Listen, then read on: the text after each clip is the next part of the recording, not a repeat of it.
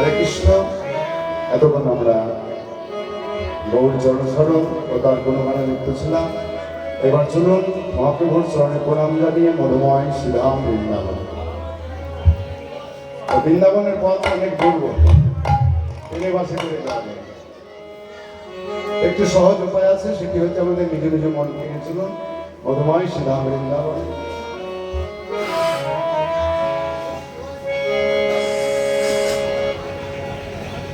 চলো মানা গঙ্গা যমুনা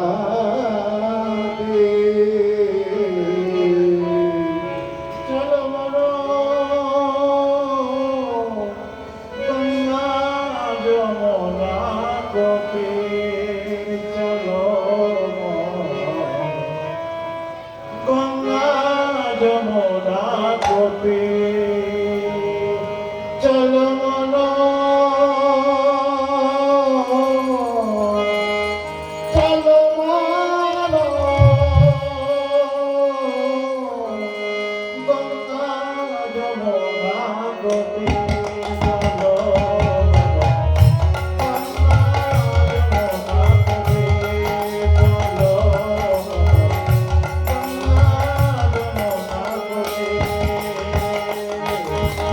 গঙ্গা যমুনা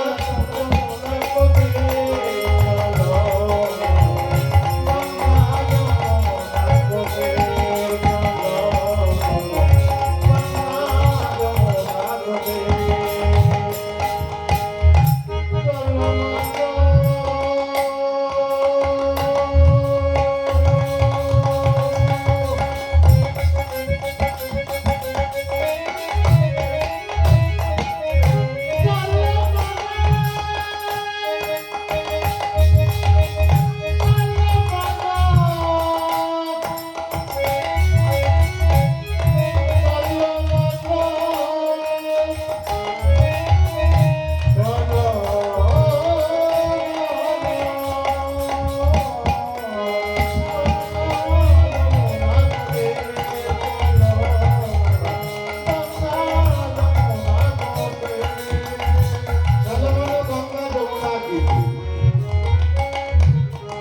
যমুনার ধারে ধারে গোবিন্দমান সখাগণকে সঙ্গে করে হাতি করছে, খেলা করছে।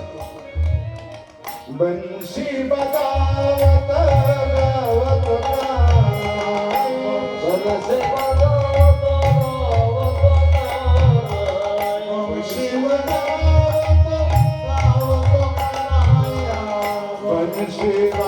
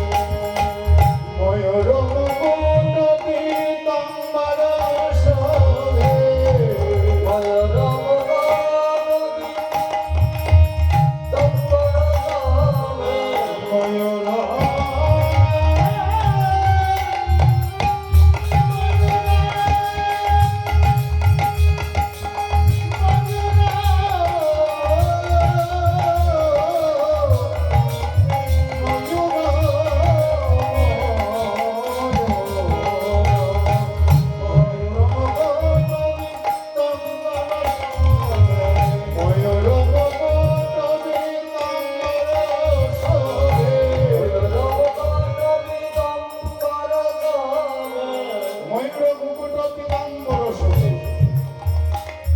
গোবিন্দের মস্তকে যে ছোড়া, চোরার ওপরে ময়ূর পুচ্ছ, আর সেই ময়ূর পুচ্ছ আজকে পড়িয়ে দিলেন তো মা দশমী প্রভাতকালে গোপালকে পড়িয়ে দিয়েছে, যেটা আপনারা কষ্ট বিলায় শুনেছেন। সুন্দরভাবে অলঙ্কার পিটোকা চূড়া দিয়ে সুন্দর করে গোবিন্দকে বেঁধে দিয়েছে, শুনেছেন তো? ময়ূর মুকুট পীতাম্বর শোভে, আর কি বললে? কুণ্ডাল, কুণ্ডাল কর্ণে কুণ্ডল। আপনারা যে সোনার দোল পড়েন, আমরা কি বলি? কানে যেগুলো পড়ে কানের দোল বলি, তাই না? কিন্তু ব্রজ বলি ভাষা তারা বললে ওই দোল নয়, সেটা হচ্ছে কুণ্ডল। সেটা সোনার নয় গো, সেটা হচ্ছে হীরা। তাই বলে কুণ্ডাল ঝলকিত, হি মানে হীরা, ঝমঝম করছে। ময়ূর মুকুট পীতাম্বর শোভে, ময়ূর মুকুট পীতাম্বর শোভে, ময়ূর মুকুট পীতাম্বর শোভে।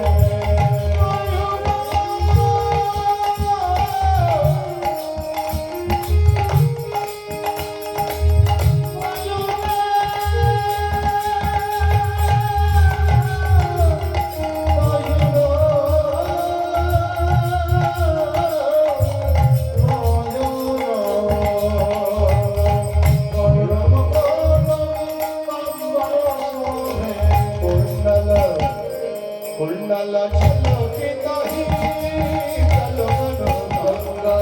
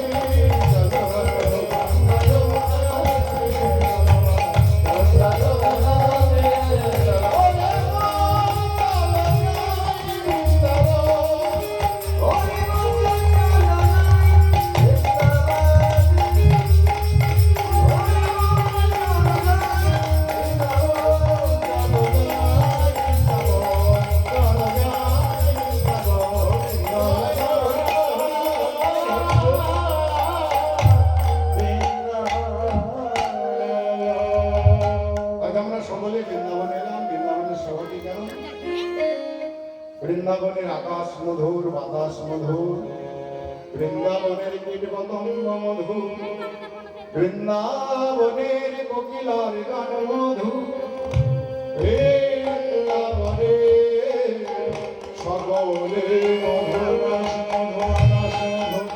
বৃন্দাবনের গান সকলে মধুর, বৃন্দাবন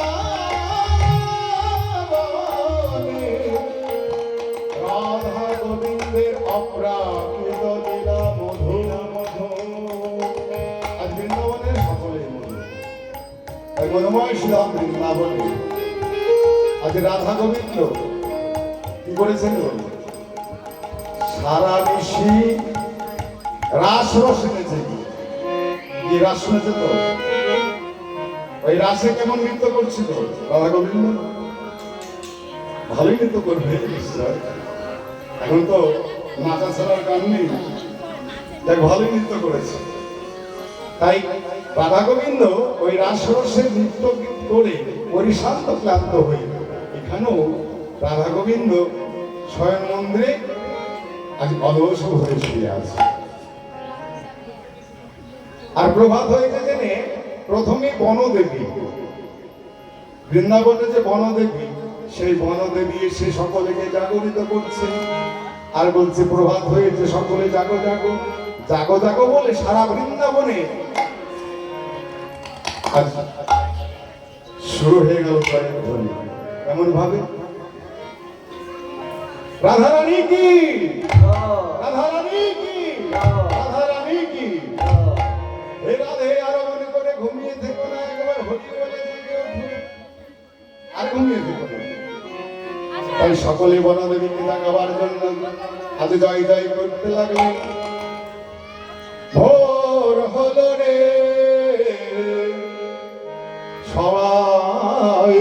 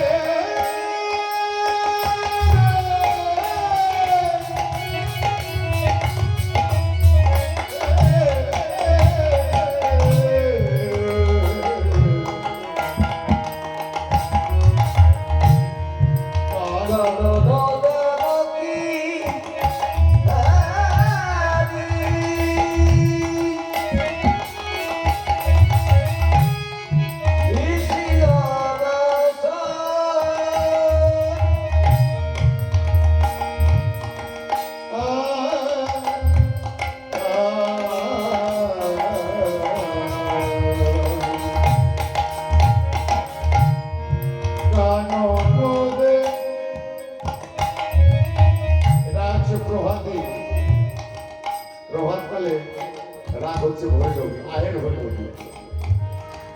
এই কীর্তনের মাঝে সময় বুঝে সে রাগ ভিত্তি এবং তাল ভিত্তি যদি কীর্তন করা না হয় তাহলে সেটা ঠিক কীর্তন বানায় না। এখন হয়তো প্রভাতকাল সকালে আমি যদি এখন হচ্ছে অবশ্য, তবে যারা করছে তারা করছে, তাই আমি যতটুকু পারছি ততটুকু, হয়তো আপনাদের কিভাবে যেটুকু শিখেছি সেটুকুই হয়তো পরিবেশন করছি।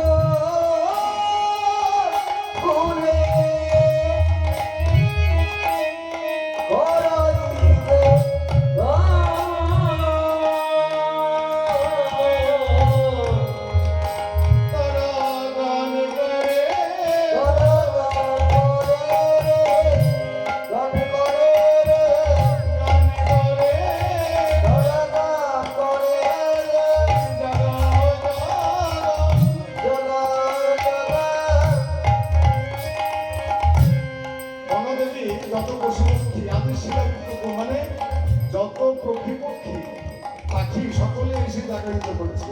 ও যারা কোন গানে গিয়ে জাগাবো কেন রোজে জাগা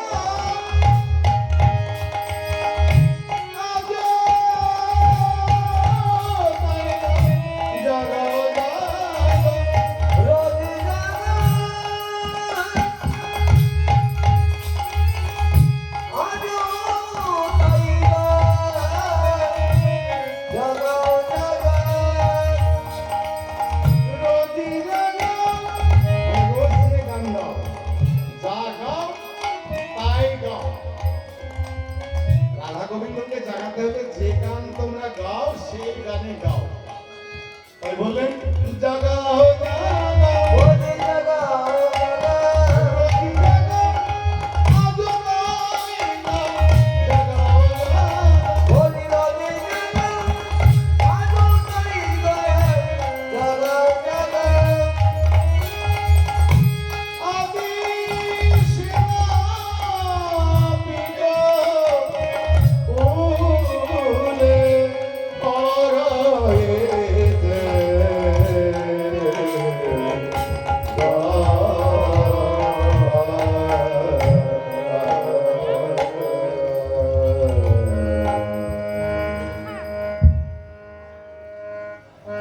এইভাবে জাগাও জাগাও বলে যখন শুরু করেছে, এমন সময় অষ্টসখী রাধারণী, অষ্টসখী ললিতা, বিশাখা, চম্পলগ্ন, ইন্দ্রদেবী, সুদেবী, রঙ্গদেবী, এরা এসে বলছে এটা শোনো শোনো, এমন করে রাধা গোবিন্দকে জাগানো যাবে।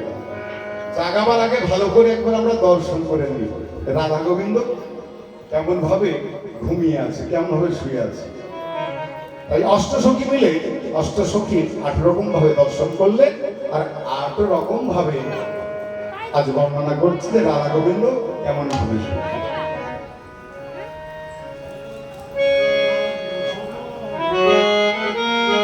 সে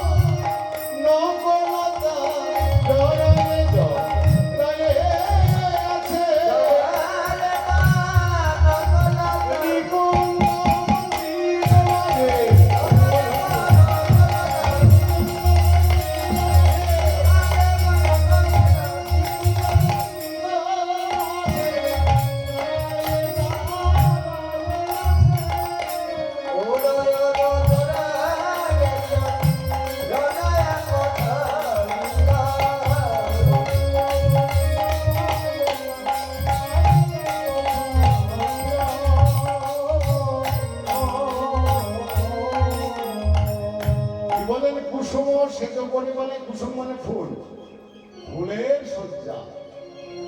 কুসুম সেজে পড়ি, সেই সজ্জার পরে কিশোর আর কিশোরী, মানে রাধা গোবিন্দ, কিশোর আর কিশোরী। আবার কি বললে? অধরে অধর দিয়া, ভুজে ভুজে বন্ধন, উরু উরু চরণে চরণ এত ছন্দ। মানে সকলে রাধা গোবিন্দ এমন ভাবে ঘুমিয়ে আছে। আর এই স্বয়ংসভা দর্শন করে পদকর্তা একটি সাবধান করলেন। কি সাবধান করলে? সাধু সাবধান। এই কথাটা আমরা কেন বলি? তার কারণ হচ্ছে যে রাধা গোবিন্দ যে স্বয়নে শুয়ে আছে, আবার কি বলেন? কিশোরী, কিশোর মানে একটি যুবতী এবং যুবক এমন ভাবে শুয়ে আছে। সেগুলো যদি আমরা লক্ষ্য করি, আমরা যদি বর্ণনা করি, যদি আমরা ভুল বর্ণনা করি এবং ভুল শ্রবণ করি, আর শ্রবণ মানে দর্শন, আপনি যদি নয়নে দর্শন করেন, চোখ বুঝলে দর্শন পাবেন যে রাধা গোবিন্দ কেমন ভাবে শুয়ে আছে। অধরে অধর দিয়া, ভুজে ভুজে বন্ধন, মানে রাধারানীর দুটো হাত, গোবিন্দের দুটো হাত একত্রিত। আবার চরণে চরণে, মানে এমন ভাবে জড়াজড়ি ভাবে শুয়ে আছে, দেখে মনে হচ্ছে যেন কমল গাছে একটি কনকলতা। এই কনকলতা আমরা দেখতে পাই না জঙ্গলে? ওই গাছকে অবলম্বন করে জড়িয়ে জড়িয়ে জড়িয়ে জড়িয়ে কেমন ভাবে থাকে। ঠিক তেমনই রাধারানী এমন ভাবে তমল, মানে গোবিন্দকে দেখে মনে হচ্ছে যেন তমাল বৃক্ষ, সে বৃক্ষকে জড়িয়ে জড়িয়ে এমন ভাবে আছে। তাই বলেন জড়ায়ে জড়ায়ে আছে তামালে কনকলতা। তাই সাধু সাবধান বললেন এই কারণে যে আমাদেরকে এইগুলা দর্শন করতে হবে, শ্রবণ করতে হবে এবং বর্ণনা করতে হবে। কেমন ভাবকে আমাদের গোপী ভাবতে হবে। আমাদেরকে ভাবতে হবে কি যে ওই যুবক যুবতী শুনে নেই, আছে কে? আছে ভগবান আর ভক্ত। ভক্ত ভগবানকে এমন ভাবে জড়িয়ে ধরেছে, এমন ভাবে জড়িয়ে রেখেছে, ভক্তি ডরে এমন ভাবে জড়িয়ে রেখেছে, মনে হচ্ছে যেন ভগবান ভক্তকে ছেড়ে না যেতে পারে। এই হচ্ছে তার আসল বিষয়। তা এই রাধা গোবিন্দের যে লীলা, এই প্রীতির লীলা, রাধারানীও এই রসের কথা, এই রাসবিলাসের কথা তিনি তার সখীদেরকেও একদিনকে বলতে দ্বিধাবোধ করেছিলেন। আপনারা শুনেছেন রসদগানে, শুনেছেন? সেই রসদগানে 4 জন সখী এসেছিলেন। এইভাবে রাধা গোবিন্দ আমার, গোবিন্দ আমার, গোবিন্দকে পরিত্যাগ করে রাধারানী যেই না কুঞ্জে সে শুয়েছে, এমন সময় 7 জন সখী এলো। কেমন? তারা শ্যামলা, বিমলা, অবলা, মঙ্গলা 4 জন এলেন। এসে রাধারানী বদল হইতে শুনতে চাইলেন যে বল বল সখী, ওই রাসবিলাসে তোর ওই রসের কথা আমরা একটু শুনতে চাই। তোরা যখন শুনতে চাইছিস, সেইভাবেই রাধারানী, ওরা শুনতে চাইলো, তাই রাধারানী বর্ণনা করলেন, বলেছিলেন। কেমন ভাবে বলেছিলেন? চয়ে কি বাসে পেতে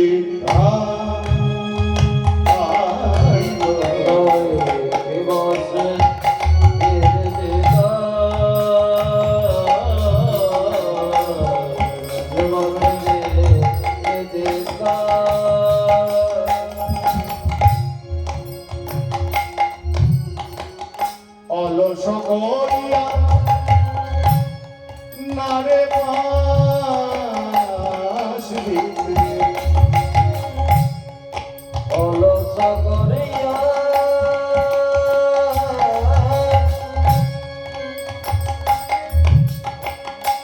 নারে পাশ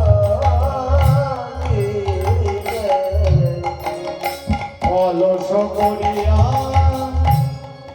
নারে পাশ দিতে,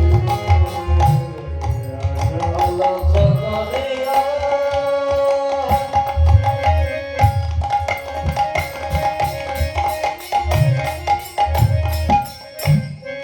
নারে পাশ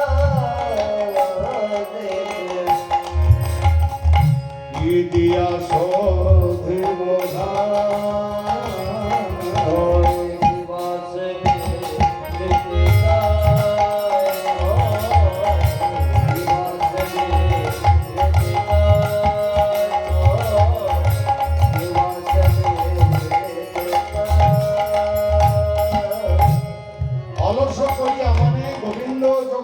গিয়েছিলেন। আমরা তো দর্শন করলাম, কেমন দর্শন করলাম? ভুজে ভুজে বন্ধন, অরু অরু চরণে চরণ একছন্দ। মানে গোবিন্দ এমন ভাবে শুয়ে আছে, রাধারানী বর্ণনা করছিলেন, জানিস কি এমন ভাবে শুয়েছে অবশ্য করিয়া নারে পাশ দিতে। এর অর্থ কি? মানে গোবিন্দ এমন ভাবে শুয়ে আছে রানীধ্বনিকে নিয়ে, যদি একটা মশাল লাগে তো নড়ছে না। কেন গোবিন্দ নড়ছেন না? কেননা রাধারানী তার ভুজে বন্ধন, মানে ভুজে বলস করে শুয়ে আছে। যদি গোবিন্দ একটু নড়ে যায়, নড়ে অলস করে, যদি এখন নড়ে, আমরা হয় না এই কাজ হইতে কাজ করি, যদি রাধারানীর ঘুম ভেঙে যায়, সেই জন্য গোবিন্দ যতই অসুবিধা হোক না কেন, রাধারানীর ঘুম ভাঙবে বলে তিনি কিন্তু একচুলো নড়চড় করছে না। তাই রাধারানী বলছে, অলস করিয়া নারে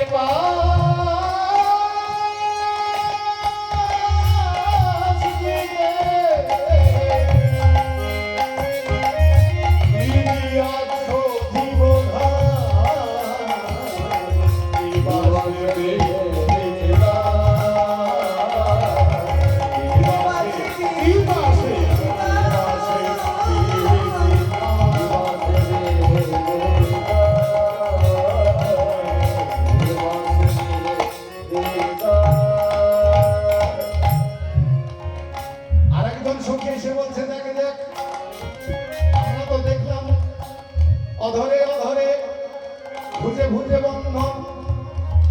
আবার আবার কি করে দেখলাম জানিস?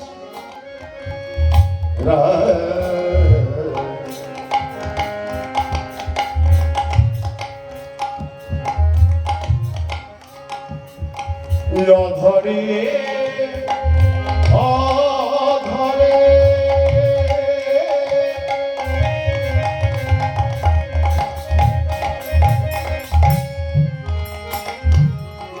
অধরে অধরে হৃদয়ে হৃদয়ে আবার বদনে বদনে রাইধনি আমার চরণে চরণে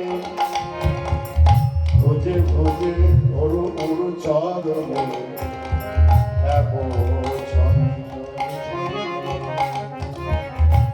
অধরে অধরে। অধর বলতে অধরে আর ধরে না। কি ধরে না? রাধারানী অধর আর গোবিন্দের অধর। অধর কাদেরকে বলে? কোনটাকে অধর বলে সেটা জানেন? অধর বলতে আমাদের একে মুখের যে নিচের অংশটা, আমরা কি বলে ঠোঁট বলি না? এটা ঠোঁট না, এটা হচ্ছে অধর। আর উপরটা হচ্ছে উষ্ঠ।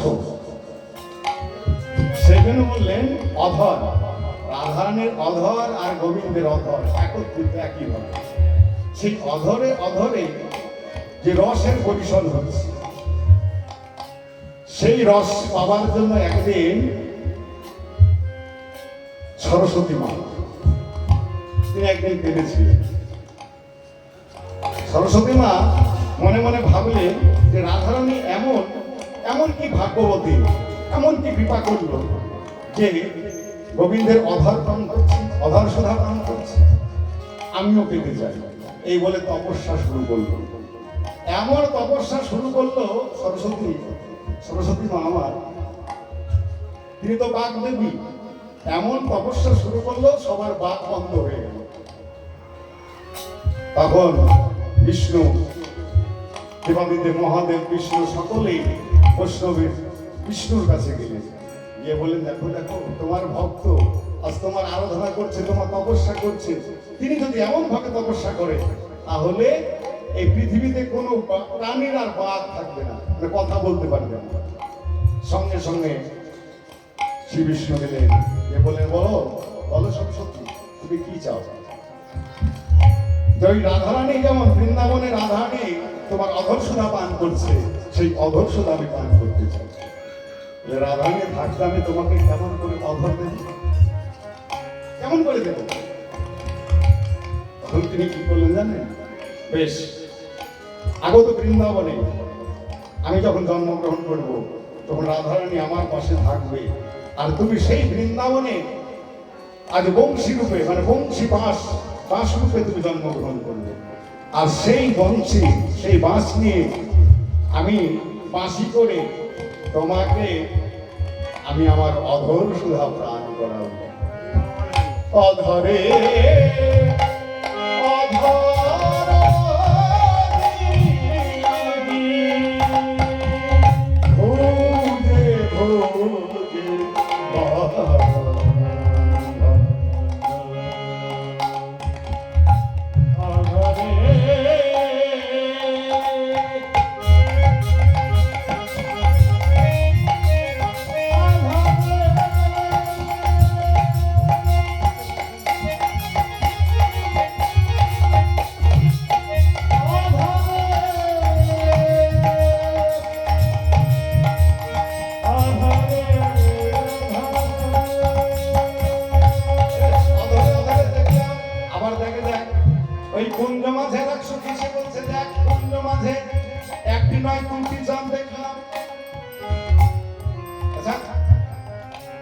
জগতে একটাই চাঁদ দেখা যায়।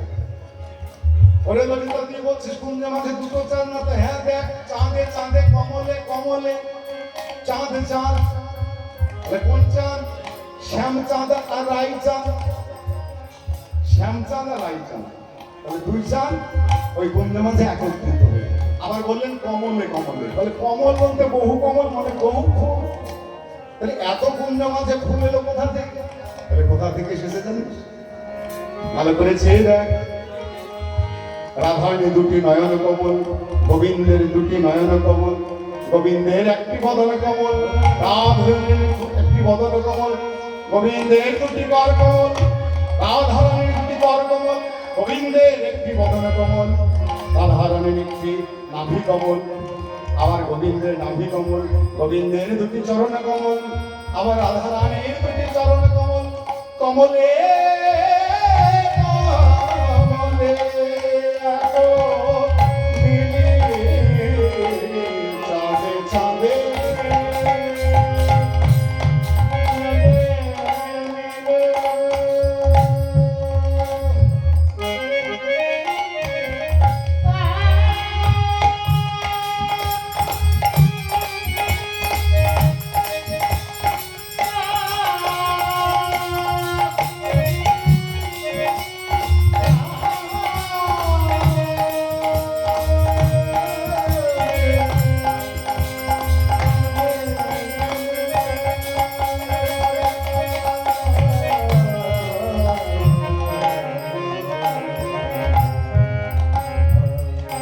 চাঁদে চাঁদে কমলে কমলে কমলে আরো কি দেখলাম জানিস? আবার ভমরে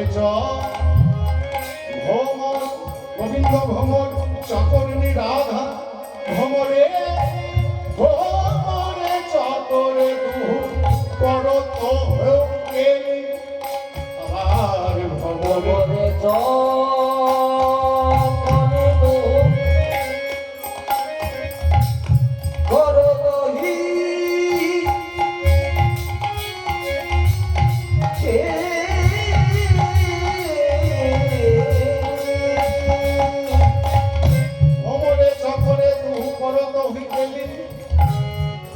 গোবিন্দ ভ্রমণ আর রাধারানীর চকর।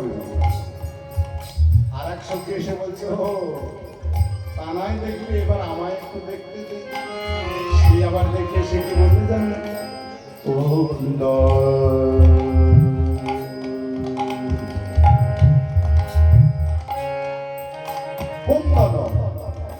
কুন্দন কনক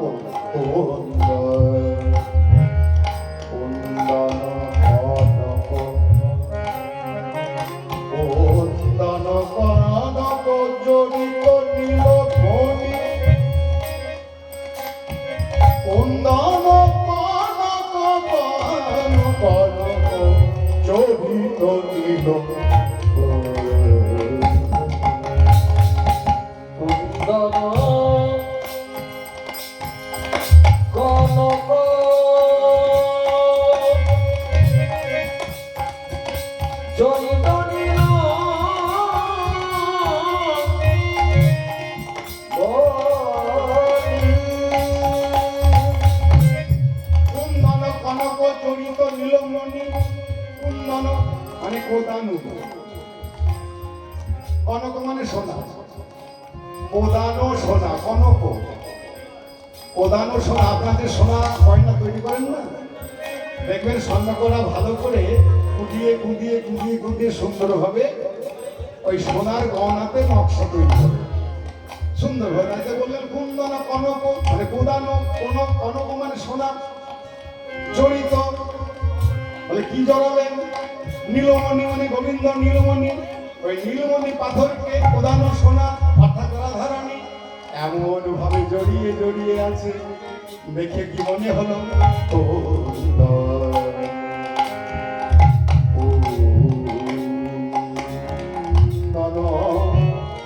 কুন্দন কনক জড়িত নীলমণি। আবার কি দেখলেন? নবমেঘে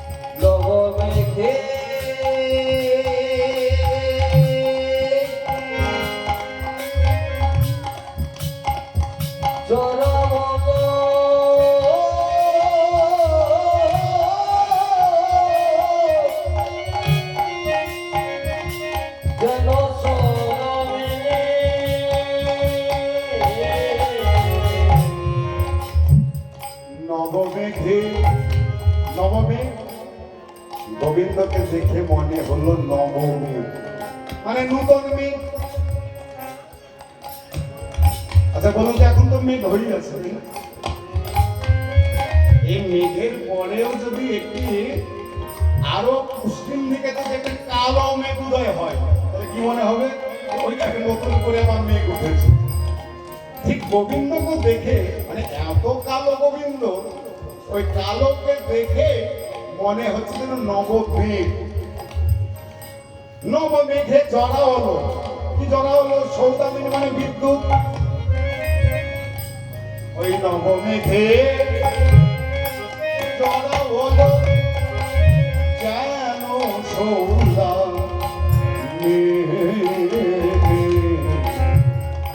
নবমেঘে জড়া হলো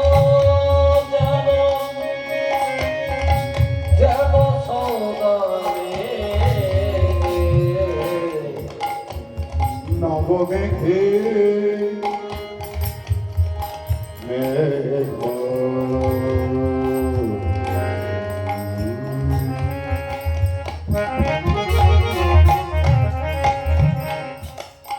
নবমেঘে জড়া হলো যেন সৌদামিনী। এমন সময় আর এক সখী এসে বলছো, দেখ দেখ তোরা তো দেখলি, এবার আমায় ভালো করে দেখতে দে। কে এসে বললেন? তম্মবিদ্যা এসে বললেন। তম্মবিদ্যা নাম হলো কেন? তম্মবিদ্যা সবার শক্তি, সব সখীর হইতে তম্মবিদ্যা বিদ্যায় পারদর্শী, মানে অনেক বেশি লেখাপড়া জানে। দেখ ভালো করে দেখবি আর ভালো করে সে বলবি।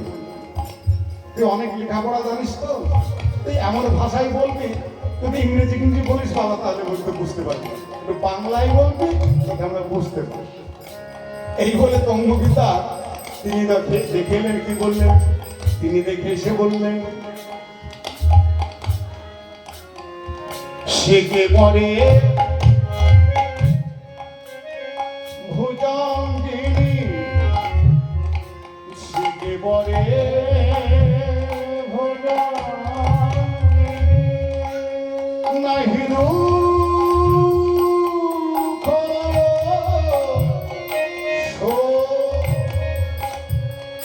সেকে পরে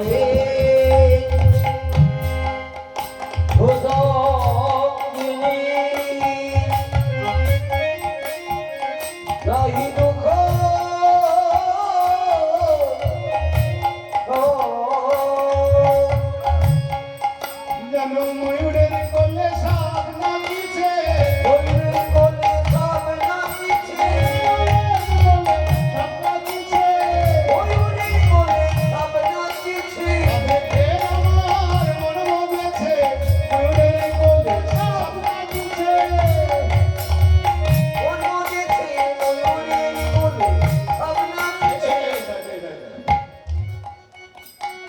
এই জন্য বলেছিলাম দম্ভবিদ্যা যা দেখে আসবি ভালো করে বলবি যাতে আমরা বুঝতে পারি। তুই বলছিস ময়ূরের কোলে সাপ নাচে, আরে কি করে নাচে? আরে ময়ূর তো সাপকে কেলেই গিলে খায়, আর তুই বলছিস ময়ূরের কোলে সাপ নাচছে, সেটা কেমন করে হয়? আরে আমি যা দেখে এলাম তাই তো তোকে বলছি। ময়ূরের কোলে সাপ মানে গোবিন্দের মস্তকে চোরা, চোরার উপরে ময়ূর পুচ্ছ, সেটা ময়ূর পুচ্ছ কিন্তু দেখে মনে হলো না ময়ূর পুচ্ছ, দেখে মনে হলো যেন একটি পূর্ণাঙ্গ ময়ূর। আর রাধারানীর বেনুনিটা দেখে মনে হচ্ছে একটি সর্প মানে সাপ। ওই বেনুনিটা ওই ময়ূরপুচ্ছকে এমন ভাবে জড়িয়ে জড়িয়ে জড়িয়ে জড়িয়ে আছে ময়ূরের কোলে সাপ নাচিছে।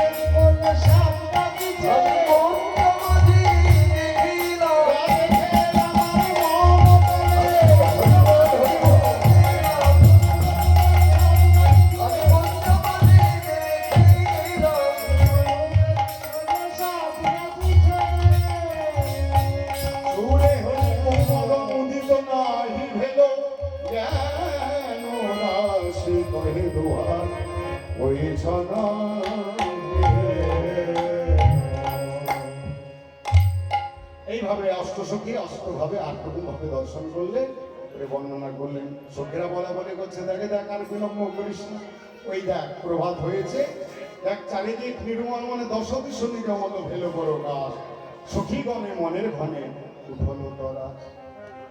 ভগবান শ্রীকৃষ্ণ এই ভগবানের ভক্তের জন্য লীলা করলেন কি? ভক্তধীন ভগবান। আর এই ভগবানের লীলা যে যেমন সে তেমন ভাবে দর্শন করে, সে তেমন ভাবে শ্রবণ করে। শুধু শ্রবণ মানে শোনা, আর দর্শন মানে দেখা।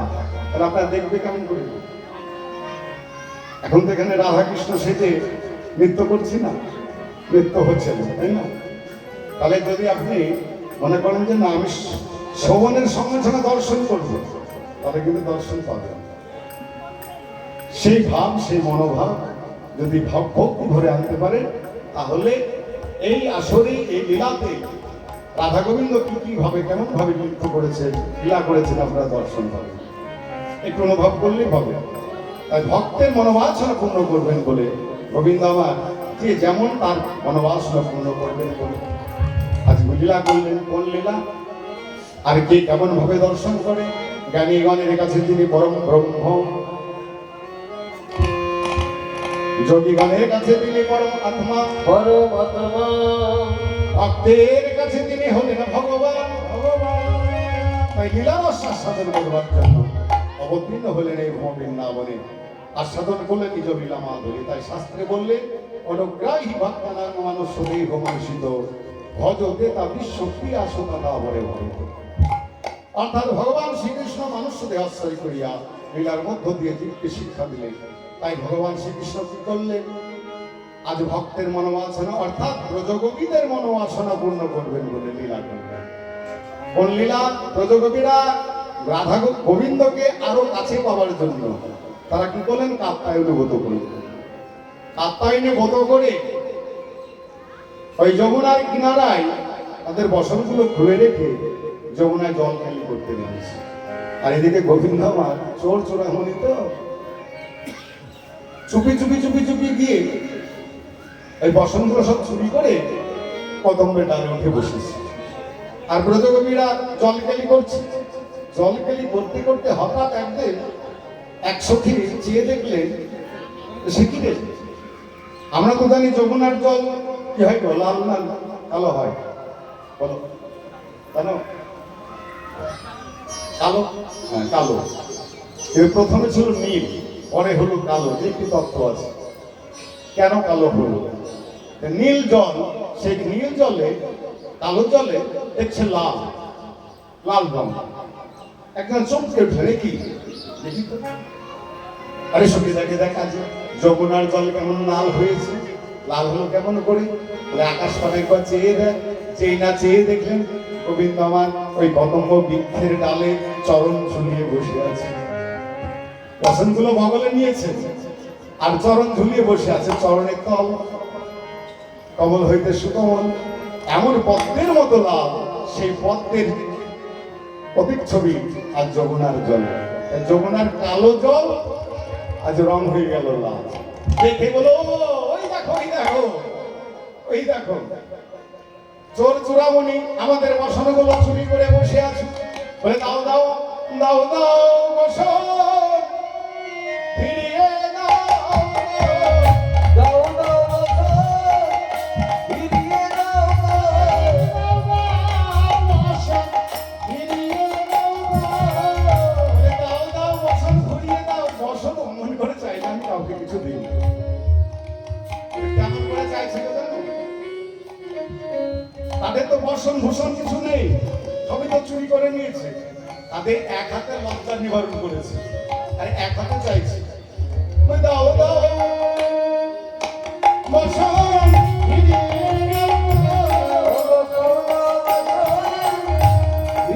দাও। বলে না না না না, অমন করে চাইলে আমি তো কিছু দিই না। যারা ভক্ত হবে তারা কেমন করে চাইবে, বলে নিজের বলতে যাহা কিছু আছে সব যদি আমার চরণে সমর্পণ না করো আমি তো কাউকে কিছু দিই। তখন কি করলেন ভোজকবিরা বুঝতে পারলেন, ও, বুঝেছি তোমার জন্যই আমাদের এই ভোগ করা আর তোমার জন্যই আমরা, তবে আমাদের কাছে কোন লজ্জা, এই বলে তারা আপন আপন তাদের ভঙ্গি করে কি করে চাইল, আপনি যে লজ্জা নিবারণ করেছিলেন সেই লজ্জা নিবারণকে ত্যাগ করে আজ গোবিন্দের কাছে, ভক্তের কাছে, ভগবানের কাছে, ভক্ত ভগবানের কাছে চাইছেন, এইবার তো দিবে, বলে দাও দাও চলো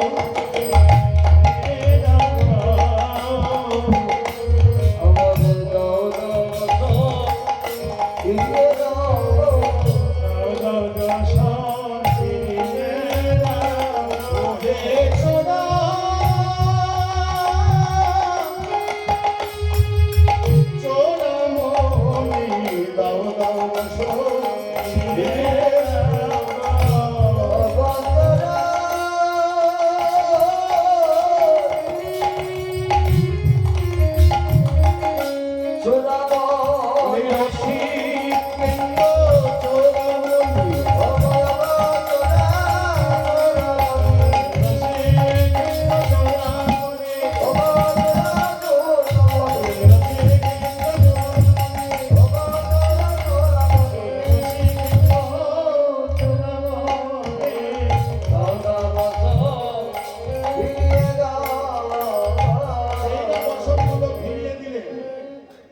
এমন করে যেই না চেয়েছে তখনই গোবিন্দর কাছে যে না সমর্পণ করেছে নিজেকে, সঙ্গে সঙ্গে গোবিন্দ আমার বসনগুলো ফিরিয়ে দিয়ে বললেন এই নাও ব্রজগোপী তোমাদের বসন, তবে তোমরা যে সাধ্য সাধনা করলে তাতে আমরা খুব সন্তুষ্ট হয়েছে, বলো তুমি আমাদের কাছে, আমার কাছে তোমরা কি চাও, বলে গোবিন্দ দিতে যদি হয় দাও, বলে এই যুগে নয় যুগ যুগ ধরে আমরা জনপতি রূপে তোমায় পাই, ওদের তোমায় পাইলো,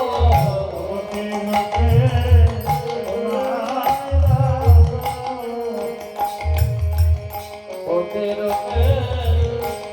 তোমায় পাইলো, ও তোমরা প্রতিরূপে পেতে চাও তবে বেশ, তবে আজ নয়, তবে জানো কবে তোমরা পাবে জানো, যেদিন কোটি কোটি যুগে হবে একটি মনন্থর, কোটি কোটি মনন্থরে ব্রহ্মার দিবসের ভিতর, কোটি কোটি দিবস নিয়ে করিবে রসিঞ্চন, সেই দিন পুরাইব সব প্রজাপতির মানুষ,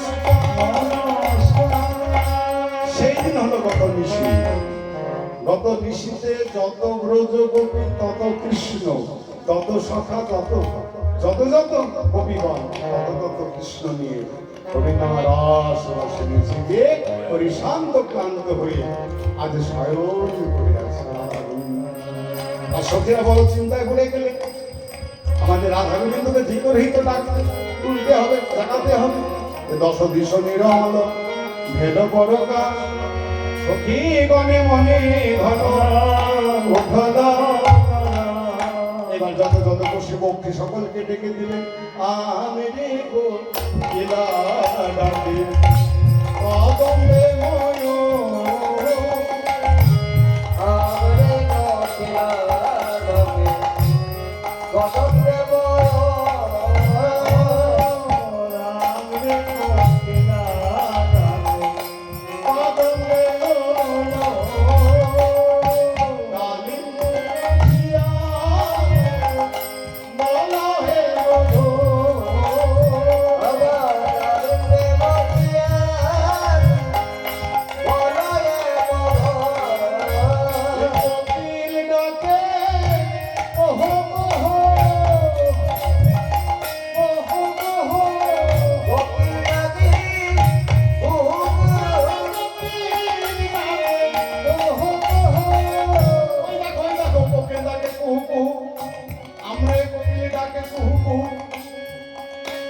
আরে ডালিমে বসিয়া ভিড় কহে মধুর। আরে কদম্ব বৃক্ষ হইতে ময়ূর বলছে, ময়ূর বলে কেউ কেউ। ময়ূরের ডাক কেমন জানেন? কেউ কেউ। আর কোকিল কুহু কুহু। এই কেউ কেউ বলে কেউ কি করছিস কি করছিস বলছে। ময়ূরকে বলছে ওরে শোন শোন কেউ কেউ ও কি করছিস? তুই কুহু কুহু রব করে আমাদের রাধা গোবিন্দের ওই তোর ধ্বনিতে আমাদের রাধা গোবিন্দ জেগে যাবে। আর তুই কেউ কেউ করছিস কেউ কেউ করছিস। ময়ূরকে বলছে শোনো ময়ূর, আমি কেন কেউ কেউ করছি কেন কুহু কুহু কেন করছি? আমি রাধা গোবিন্দকে জাগাবার জন্য নয়, তবে আমি বলতে চাইছি কুহু কুহু রবে কুয়াশাকে ডাকতে। মানে কুয়াশায় এসে যাতে আবার আমাদের এই রাধা গোবিন্দের মন্দিরকে ওরকে ঢেকে দিতে পারে, সূর্যকে ঢেকে দিতে পারে। এই জন্য রব করে কুয়াশাকে ডাকছে ও বেশ। আর আবার আরেক জানা কি আরেক বৃক্ষ থেকে সে তিনি ডাকছেন ডাকা ডালে বসে গানে কপট কপটে ডাকা ডালে বসে গানে কপট কপটে। কপতি বলে ও কপতি কপট বলে ও কপতি।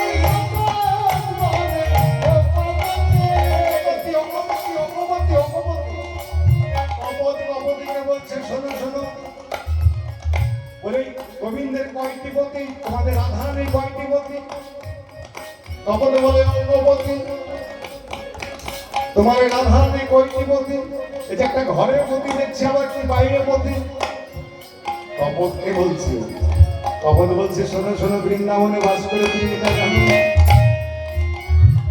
যে সতী নারীর কয়টি পতি হয়? সতী নারীর দুইটি পতি হয়, একটা হচ্ছে স্থলপতি, একটা হলো সূক্ষ্মপতি।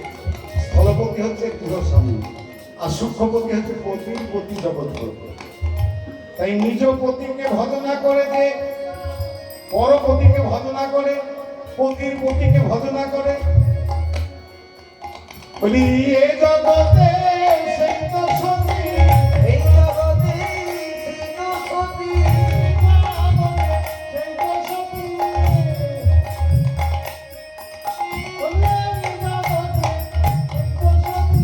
ওই সতী না, সেই তো সতী, এই জগতে সেই তো সতী।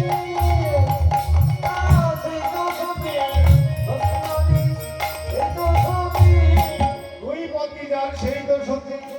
তাই কি বললেন? নিজ নিজ পতিকে আগে ভজনা করো, তারপরে পতির পতি। তাই বললেন ভজ নিজ পতি জগৎপতি। সতী নারী দুইটি পতি, সতী নারী দুইটি পতি।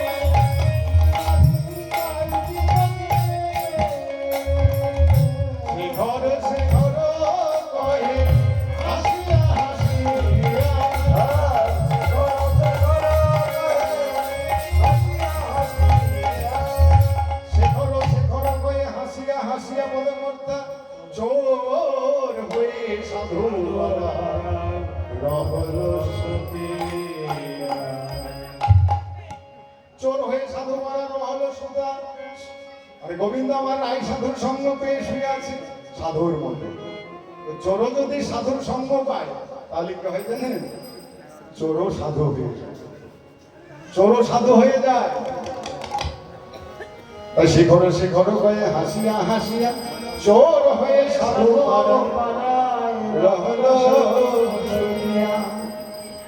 কিন্তু এতেও রাধা গোবিন্দ জানলো না। তার সখীরা কি করলেন? সখীরা বললেন, ওরে ওরে বিশ্বভানু রাজমন্দিরে আর তুমি অমন করে ঘুমিয়ে থেকো না, এইবার হরি বলে জেগে ওঠো, নইলে দেখো দেখো ওই রাধা গোবিন্দ এমন ভাবে শুয়ে আছে, যদি একেবারে জটিলা কটিলা এরা যদি জানতে পারে তাহলে কি হবে জানো?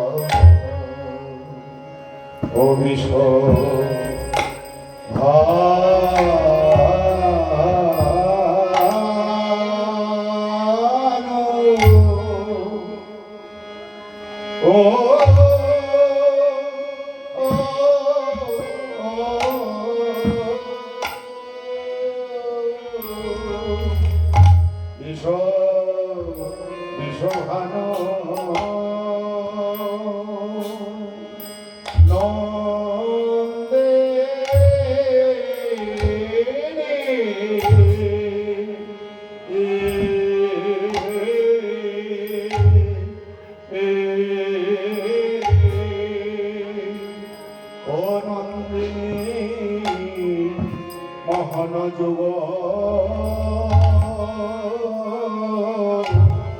রাগে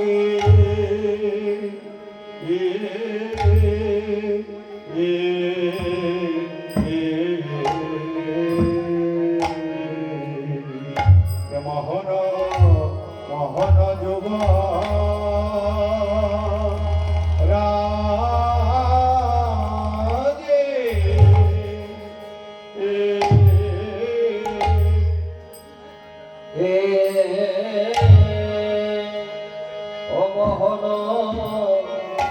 মোহন যুবরাজে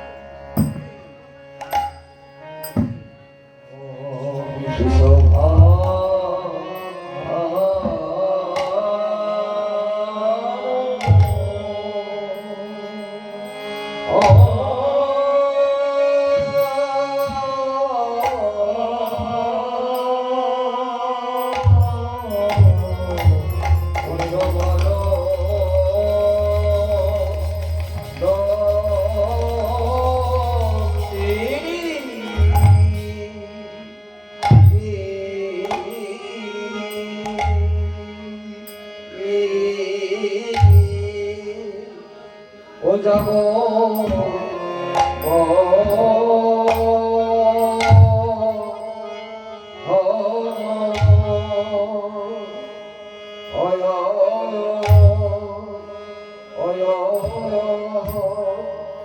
মোহন যুব রাধে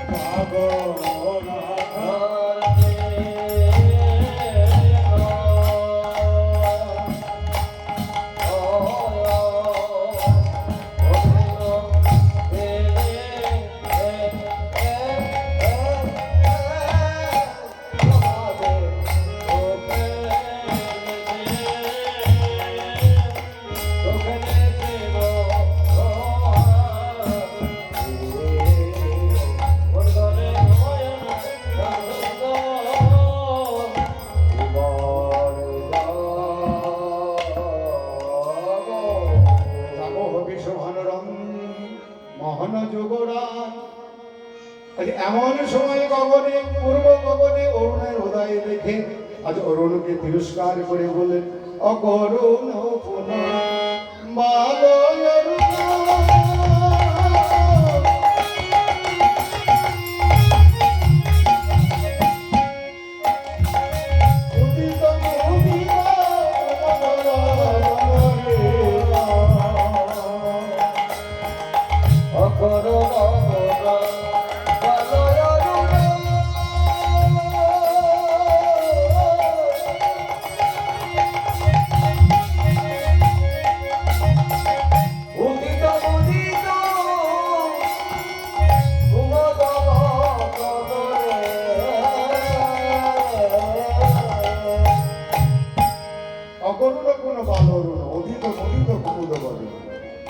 বালক অরুণকে দর্শন করে পদকর্তা পুরস্কার করে বললেন তোর বালক স্বভাবের জন্য তোকে আর কে ওই হনুমান বলে তুই দেখছিস না আমাদের রাধা গোবিন্দ এমন সময় উদয় হচ্ছে রাধা গোবিন্দ ঘুম ভেঙে যাবে এমন করে তাই বালককে তিরস্কার করে বললেন অরুণকে অকরুণ কোনো বাল অরুণ উদিত মুদিত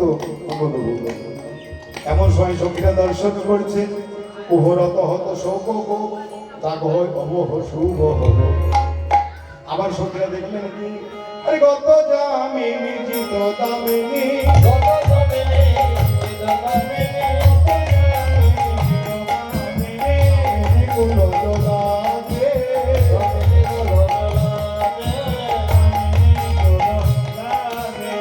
ঋষি যেমন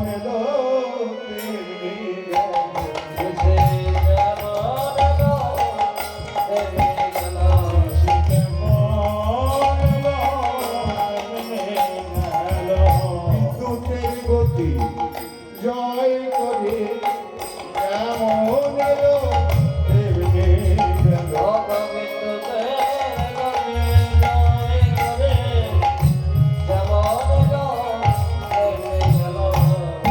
বিদ্যুতের গতি মানে বিদ্যুৎ ঘনপ্রভা অস্থির আমরা যে বিদ্যুৎ দেখি না এত চমক দেয় এই আছে এই নেই সখীরা তাই মনে মনে ভাবছে বিদ্যুতের প্রতি জয় করেও আমাদের রাধা গোবিন্দের লীলা যে কখনো হয়ে গেল আমরা বুঝতে পারি মানে এই রাধা গোবিন্দের লীলা এই এদের পিপাসা মিটে না, মানে পিপাসা। আমরা পিপাসা পেলে কি করি গো? জল খাই। জল খালি আমাদের পিপাসা মিটেছে, আজকের মনে হয়। কিন্তু রাধা গোবিন্দের লীলা এমনই, যারা ভক্ত সখীগণ তারা বলা বলি করছে যে এই রাধা গোবিন্দের লীলা হলো, এর মধ্যে শেষ হয়ে যাবে, এই তো শুরু হলো। আচ্ছা বলুন তো, এই লীলাটা শুরু হয়েছে আগামী কয়েকদিন ধরে, এই শেষের মুহূর্তে। কিন্তু আবার কি মনে হবে, যখনই সমাপ্ত হবে তখনই মনে হবে এই তো হলো, আবারই শেষ হয়ে যাবে। পিপাসা মেটে না এই রাধা গোবিন্দের লীলা শ্রবণ এবং বর্ণনা। তাই বলেন পিপাসা মেটে না। আবার কি দেখলেন? আরে গলি তো ললিত বসন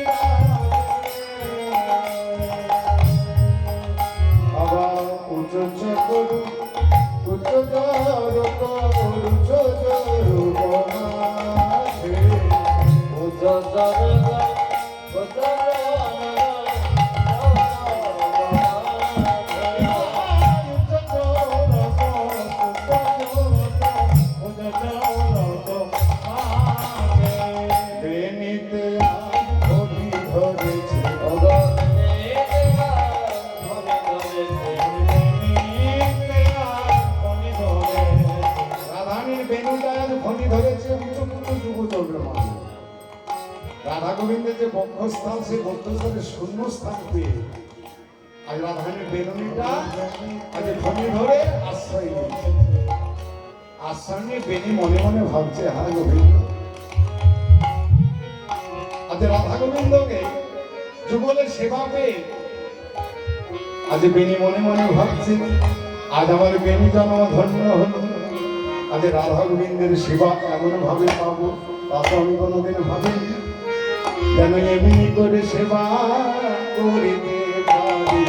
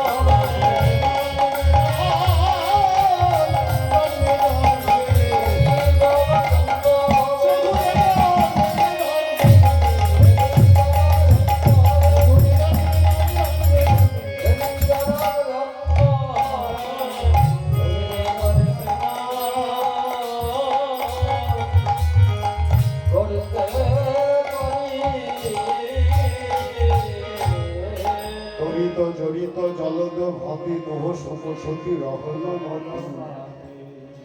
আবার যিনি ভাদর রসবা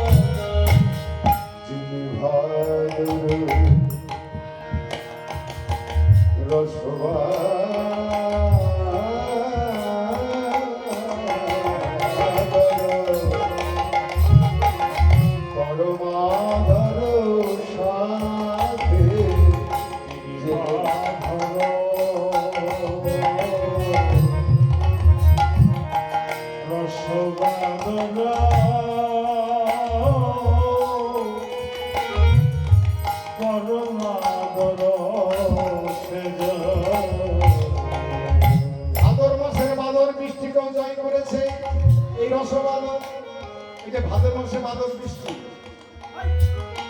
এই বৃষ্টিতে কারা ভেজে গো? যারা প্যান্ডেলের বাইরে আছে তারা ভিজবে, আর যারা প্যান্ডেলের ভিতরে আছে তারা কিন্তু ভিজবে না। তাই মানে যারা আশ্রয় করেছে তারা ভিজবে না, আর যারা আশ্রয় করেনি তারা কিন্তু ভিজবে। এটা হচ্ছে আমাদের আশ্রয়। আর তত্ত্ব দিকে বলছে যারা আশ্রয় করেছে তারাই ভিজবে, যারা আশ্রয় করেনি তারা ভিজবে। যারা গরু আশ্রয় করেছে, গরু আশ্রয় করে হে গোবিন্দ তোমার হলাম বলে কাঁদছে, তারাই এই রসে বাদরে ভিজেছে। কারা ভিজেছে? রসিক ভক্ত যারা। রসিক ভক্ত আমরা কেমন করে বুঝবো? বলে বদন দেখে যাই গেছে না,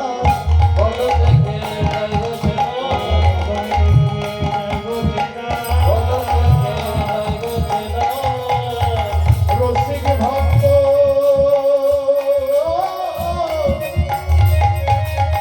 যে বাজনা বদন দেখে গেছে না।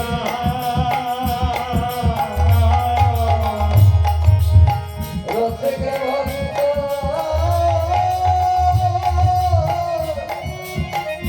দৈব দেনা বদন দেখে দৈব দেনা। রসিক ভক্ত যে বাজনা, তবে কারা রসিক ভক্ত কি করে বোঝা যায়? মানে বোঝা যায় কেমন করে? বলি যারা করে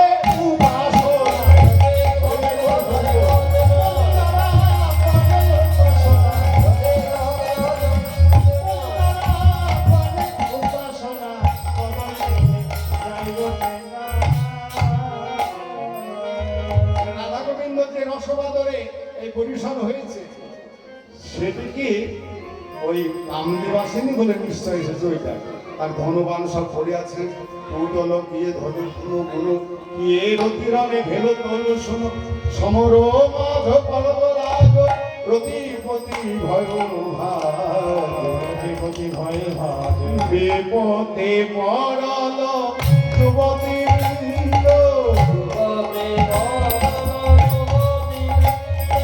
বিপদে পড়ল যুবতী বৃন্দ, গুরুজন কহে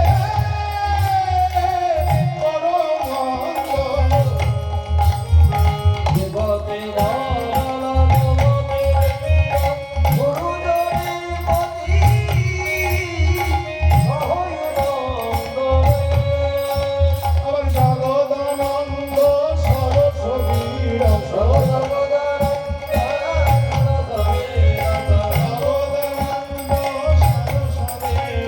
রসবতী ভয় ভাজে, রসবতী ভয় রসবতী ভয় ভাজে মানে ভয়ে পালাচ্ছেন কান্দে। এসেছিলেন রাধা গোবিন্দকে পরস্তা করতে। কি নিয়ে এসেছিলেন?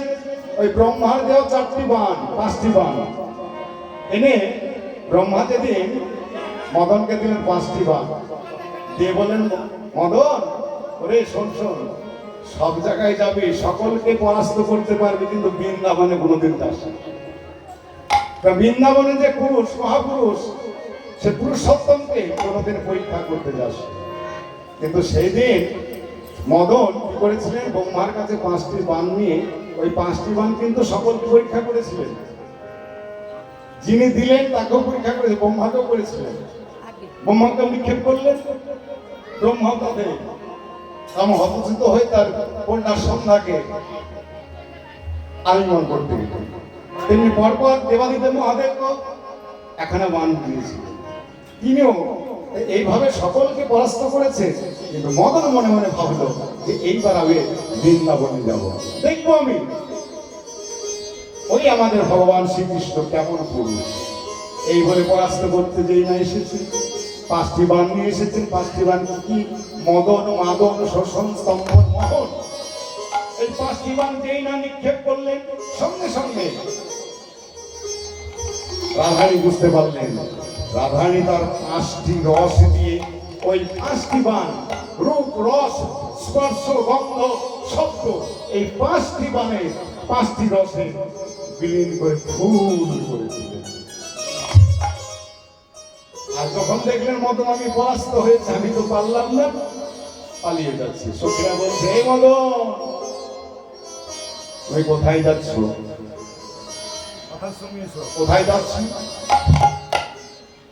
তুমি কোথায় যাচ্ছ গো? তুমি যদি আজ পালিয়ে যাও তাহলে এই দেখো বৃন্দাবনে সকলকে ডেকে ডেকে বলে দেব, তোমরা আজ হইতে মদনের ভয় পেও না। বলে কেন জানো? কেন জানো? যদি কোনোদিন এই মদন ভয় দেখায়, সেই দিন আমরা কি করবো জানো? কৃষ্ণ নাম করবো। আর যেদিন কৃষ্ণ নাম করবো, তোমরা কেউ আর মদনের ভয় পাবে না। মদন বলছে, সখীগণ, তোমরা আমায় ছেড়ে দাও,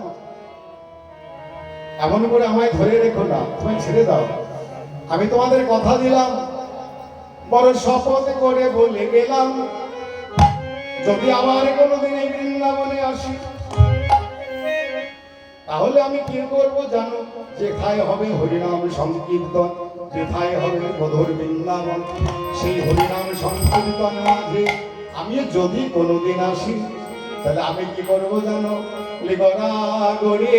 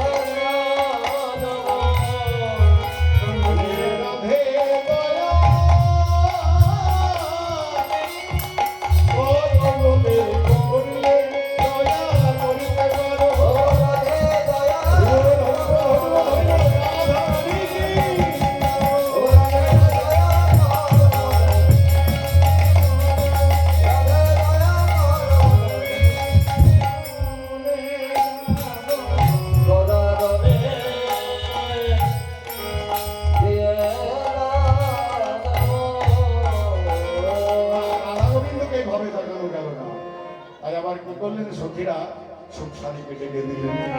এবার সুখ সারি এসে রাধা গোবিন্দকে দেখাচ্ছে, সুখ সারি দুজনে ওঠে বিহনে,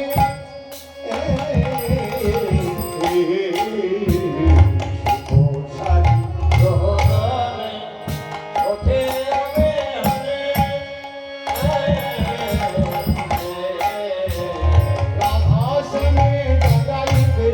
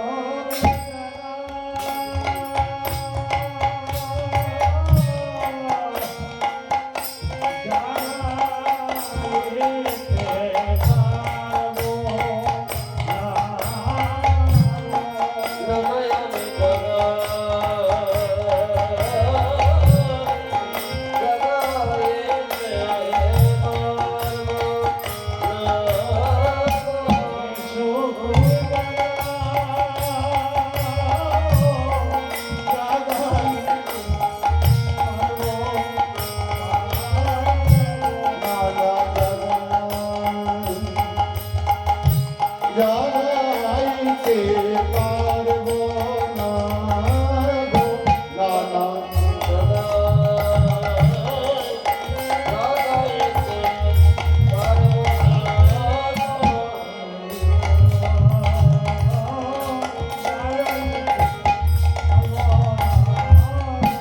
তুমি জানো দাঁড়াইতে পারবো না।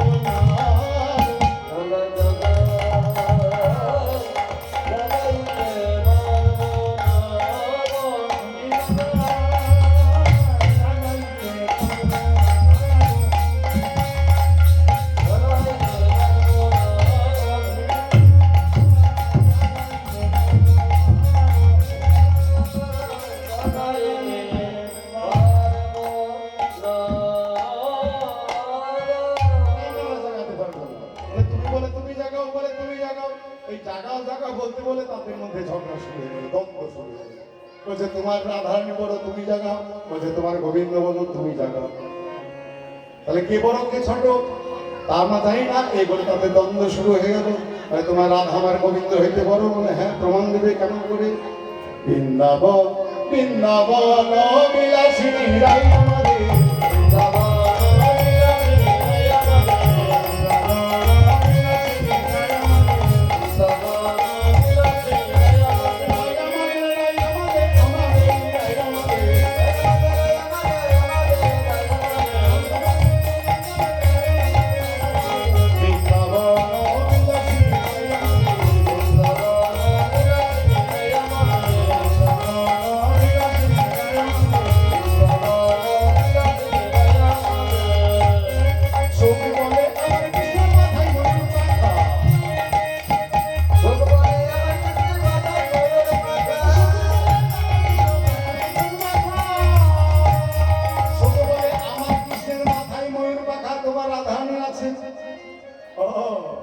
মাথায় ময়ূরের পাখায় শুধু দেখলে আর কি আছে দেখো নি, আর কি আবার শাড়ি বলে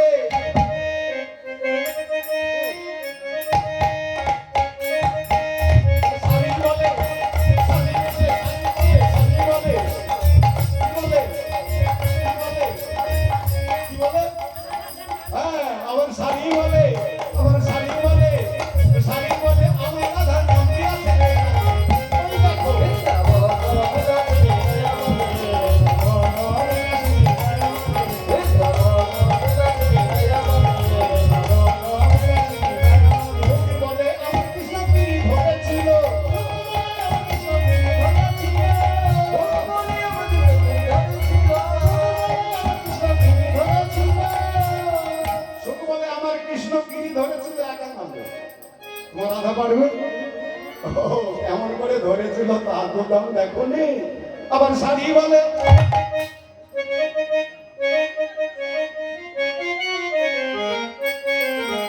শাড়ি বলে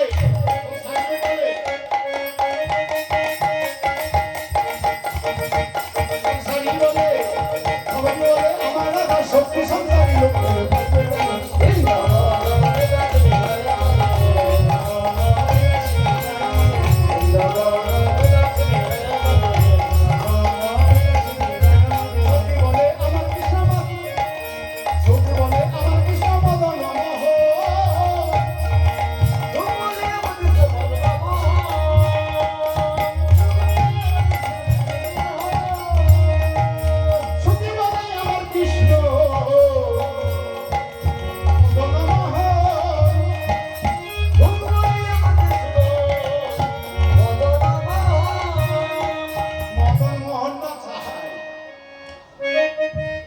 আবার শাড়ি কি বলে জানো, মদন মোহন প্রথম গো সেটা জানো না। আমার রাধা যখন বামে দাঁড়ায় তখন হয় মদন মোহন। আবার শাড়ি বলে আবার শাড়ি বলে শাড়ি বলে আবার শাড়ি বলে আমার রাধা তাকে কত সুন্দর মতো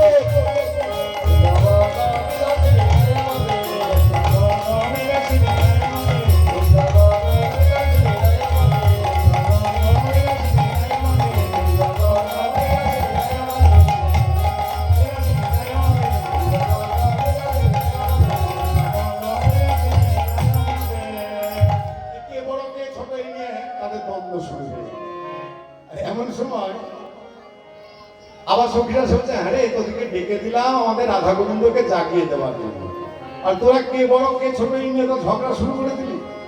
আরে সকলে জানে ভগবান সবার হইতে বড়, কিন্তু ভগবান কোনোদিন চাননি ভক্তের কাছে বড় হইতে। এই নিয়ে তোরা দরকার করিস না, রাধা গোবিন্দকে জাগিয়ে দিই।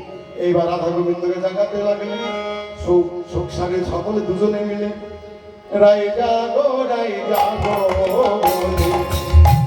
সুখ সারি ডাকে, রাই যাবো রাই যাবো বলে সুখ সারি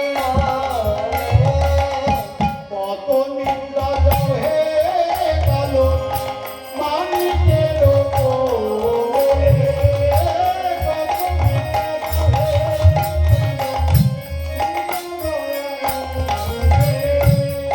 সখী বলে ছাড়ি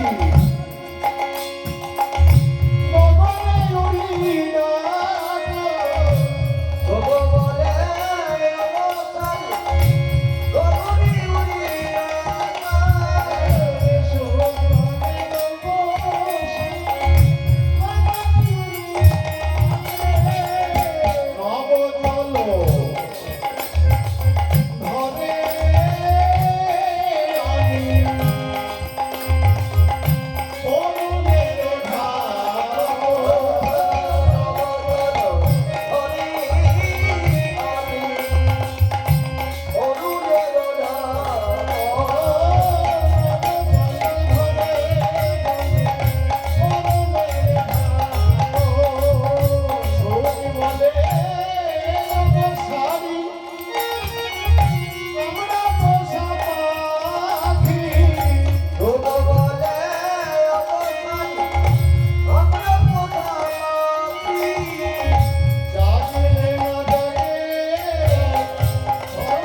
অবসান গগনে উড়িয়া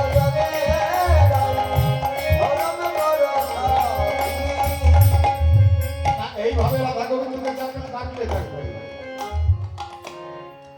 তাই নবজল ধরে মেঘকে আবার ডাকলেন, ডেকে কি করলেন, আজ ঢেকে ঢেকে আজ নবজল ধরো মেঘকে ডাকলেন। মেঘ এসে আবার অরুণকে ঢেকে দিলেন, দিয়ে আবার সখীরা কি করলেন, এইবার রাধারানী কালীতে বসিয়া শোক করে চারুর ধ্বনি, জাগিয়া উঠিল আমার রাধারানী নামে। এবার উঠিয়া সে বিনতি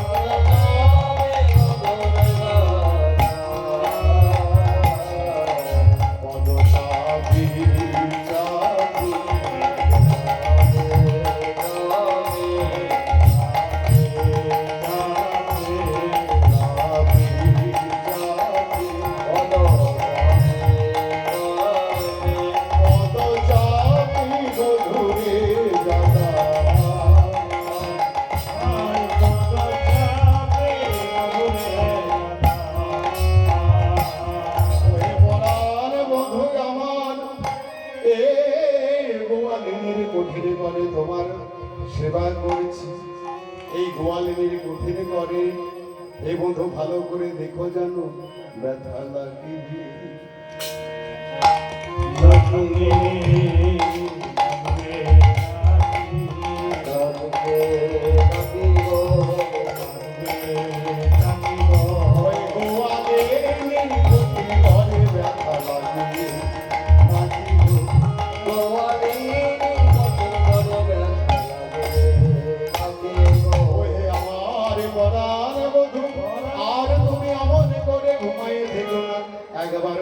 বলে জেগে উঠো।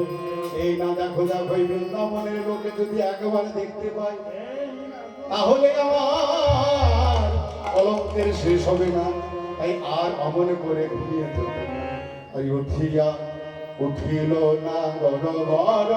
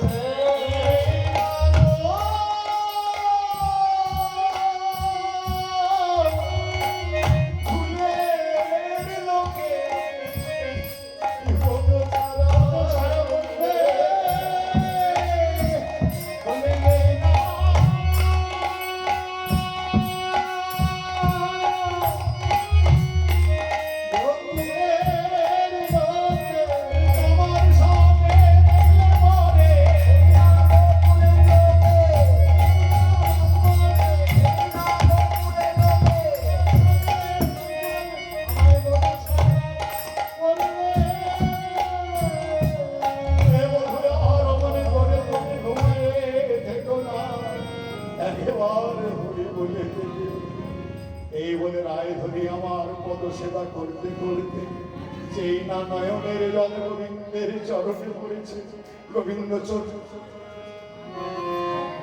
গোবিন্দ আবার চমকে উঠলেন। উঠে যেই না আরে উঠল না গরো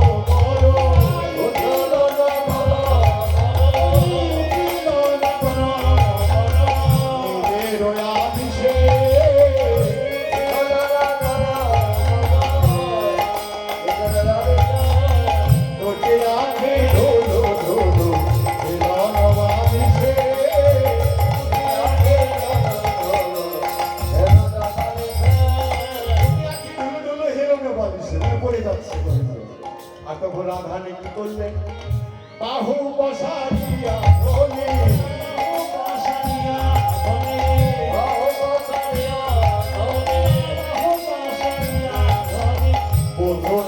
বলে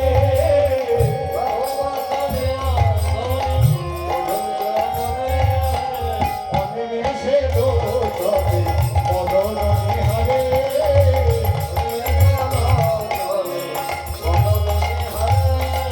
যেখানে যাবি গরিব হইয়া শুনবে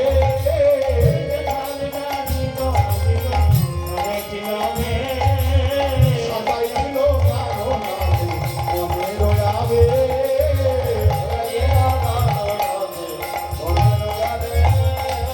সুন্দরভাবে গোবিন্দকে সাজিয়ে দিলেন, হস্তমুখ মুখরণ করে দিলেন।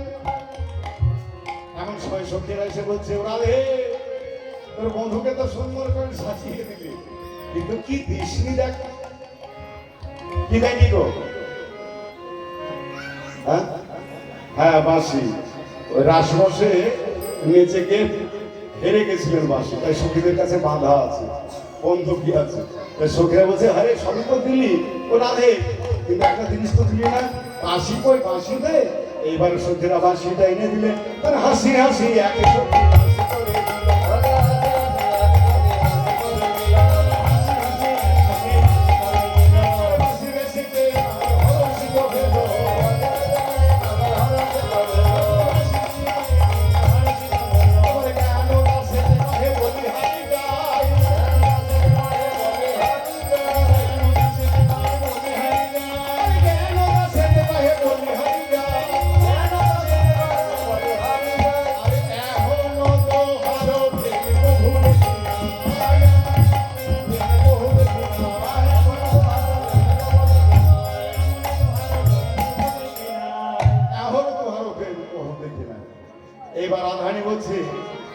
বলছে ও রাধে, তোকে তো তুই তো সাজিয়ে দিলে বধূকে। এবার গোবিন্দ বলছে হে গোবিন্দ, এবার রাধারানীকে সাজিয়ে দাও। এবার রাধারানীকে সাজিয়ে দিলেন।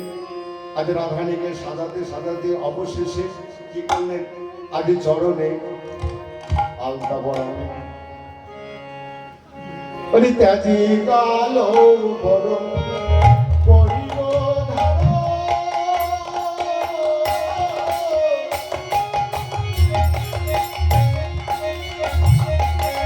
তোমার অঙ্গের কান্তে, তোমার অঙ্গের কান্তে। রাধে গান করিব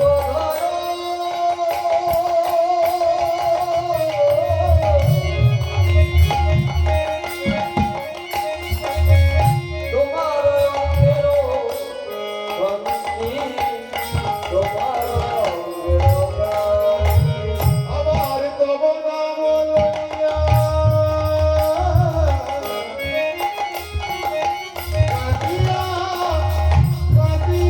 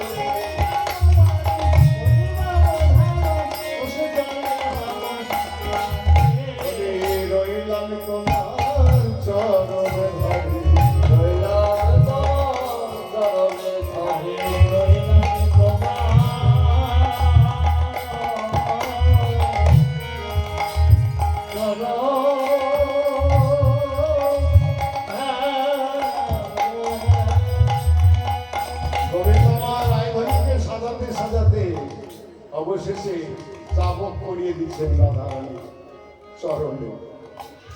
একটি করে ফুল আঁকছে আর একটি করে নিজের নাম লিখছে। রাধারানী চেয়ে চেয়ে বলছে হে গোবিন্দ, তুমি একই করছো, তোমার নাম আমার চরণে কেন লিখছো তুমি? হে গোবিন্দ কেন লিখছো? রাধে তুমি জানো না আমি কেন তোমার ওই চরণে রাখলাম জানো? রইলাম তোমার চরণে, রইলাম তোমার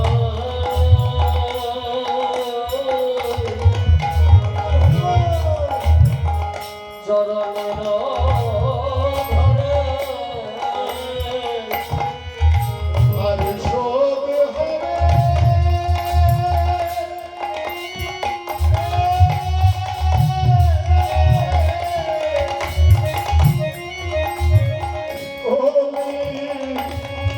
যুগে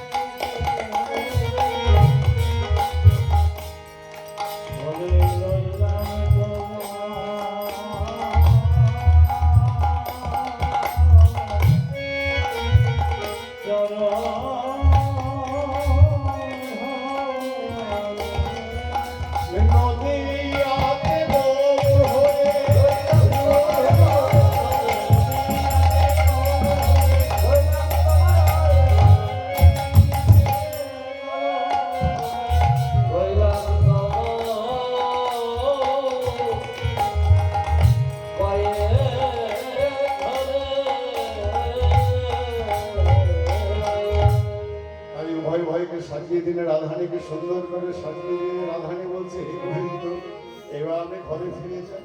কিন্তু রাধারানী ঘরে ফিরতে পারলেন না। তাই আবার ঘুরে ফিরে আবার সখীরা বলছে, রাধে, হে রাধে, তোদের স্বয়ংবরাস আমরা যুগলে দর্শন করলাম, কিন্তু একবার এমন ভাবে যুগল হলো, তোদের যুগল রূপ দর্শন করে আমাদের মনোবাসনা পূর্ণ করি। এবার রাধা গোবিন্দ যুগল হলেন, আর সখীরা রাধা গোবিন্দকে ঘিরে ঘিরে রাধা গোবিন্দের জয়গান করলেন। এবার দাঁড়াইল স্বামীরা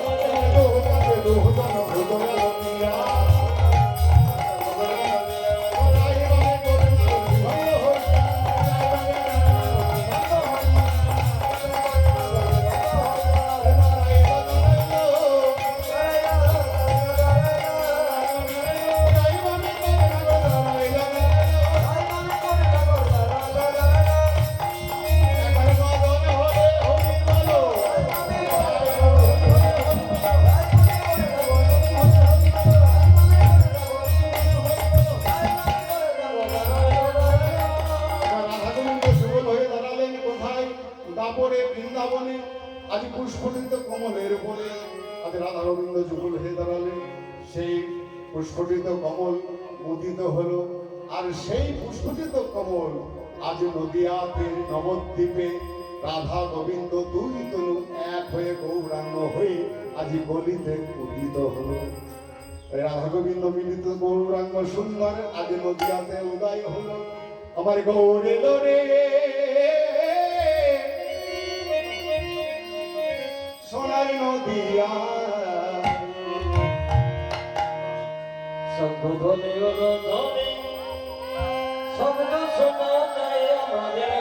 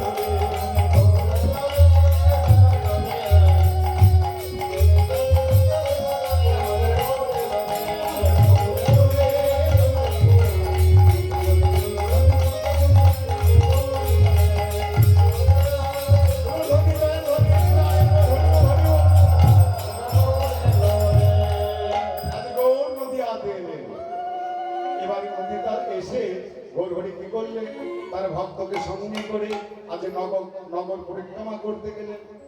তাই আমাদের সকলকে জানাই, আজ এই কমিটির পক্ষ থেকে সকলকে জানিয়েছে যে আপনাদের গ্রামবাসী যত ভক্ত আছেন নগরে সকলে আসুন, সকলে নগরে বেরোবে। তাই আপনারা সকলে আসুন। তাই গৌর হরি কি করলেন, তার প্রিয় প্রিয় ভক্তকে সঙ্গে করে আজ নদিয়ার পথে পথে আজ বেরিয়েছে। কেমন ভাবে আজ নদিয়ার পথে পথে রাধে দয়া করো বলে নদিয়ার পথে পথে চলেছেন। তাই গৌর হরি বলেন, আমি মাথায় বাঁধবো রাম